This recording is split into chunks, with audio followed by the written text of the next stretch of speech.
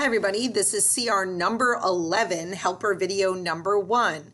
So the first thing we're going to do is write this problem down here. We have 2 times the value 5x plus 6 equals 29. First thing it says which of the following is equivalent to this? Well, we have to remember that when we solve two-step equations, we have to get rid of our parentheses first. And the only way to get rid of these parentheses is by distributing whatever is on the outside of the parentheses to each term on the inside. So I'm going to go ahead and circle that 2 on the outside.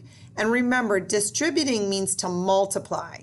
So 2 times 5x is 10x. I'm going to go ahead and write that down here. Then I'm going to multiply the 2 by the next term. So a positive times a positive is a positive. And 2 times 6 is 12. And that equals 29 still on the other side. So now that I've simplified it, I'm going to go ahead and look at my choices. And here it is. 10x plus 12 equals 29. That's how you distribute the 2 to each term inside the parentheses. Good luck.